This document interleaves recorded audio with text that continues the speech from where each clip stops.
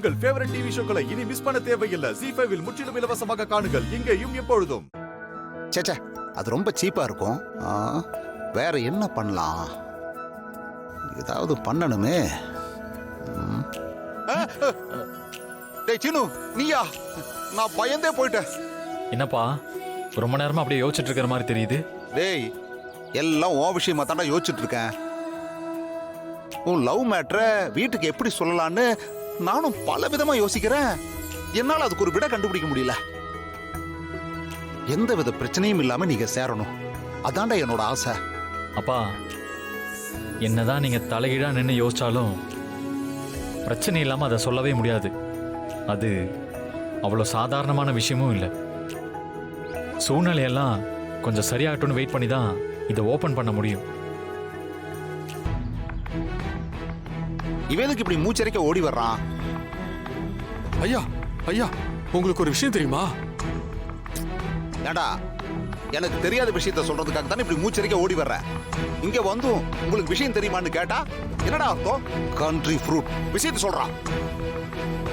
ஐயா, இன்னைக்கு பஞ்சாயத்துல மாயாவோட அப்பா கிஷோர் வந்து மாயா லவ் பண்ற பையன் நம்ம சீனு தம்பிதான்னு சொல்லி பிராது கொடுத்திருக்காருயா.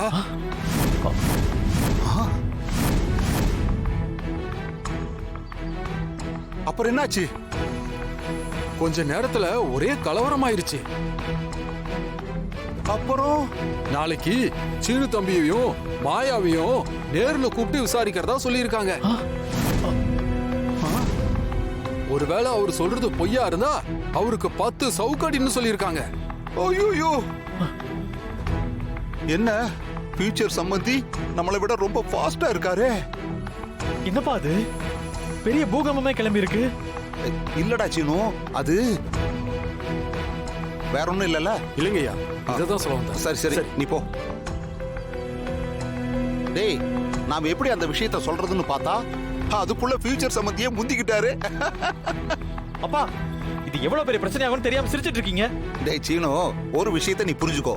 நம்ம கையை மீறி நடக்கிற விஷயத்தையெல்லாம் நம்மளால கண்ட்ரோல் பண்ண முடியாது. எப்படி இருந்தாலும் என்னைக்கா இருந்தாலும் இந்த விஷயம் வெளியே வரத்தானே போகுது. இப்ப வந்துருச்சு. ஐயோ, நாளைக்கு நான் பஞ்சாயத்துல என்னதான் சொல்லுவேன்? ஏய், வாய்ப்பு கிடைச்சிருக்கு. நான் மாயாவை தான் விரும்புறேன்னு போட்டு உடைச்சிரு.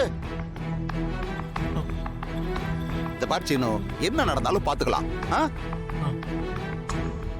இவனை தைரியமா வச்சுக்க நம்மள தைரியசாலியா காட்டிக்க வேண்டியிருக்கு. பூகம்பம் ஒண்ணு வெடிக்க போகுதுடா மணி, எல்லாத்துக்கும் தயாரா இருந்துக்கோ. சரி வா, முதல்ல வீட்டுல என்ன நடக்குதுன்னு பாப்போம். வா. சரி வாங்க. வா. என்னப்பா ரகு, என்னாச்சு? ஏன் இவ்வளவு கோவமா இருக்க? சிவா, என்னடா ஆச்சு? நீயாவது சொல்லேன்பா. இப்படி 2 பேருமே எதுவுமே சொல்லாம இருந்தா என்னதான் அர்த்தம்? அந்த அளவுக்கு நாங்க அவமானப்பட்டிருக்கோம்னு அர்த்தம். ZEE5 ஆப்பை டவுன்லோட் செய்து அனைத்து எபிசோடுகளையும் இலவசமாக பாருங்க.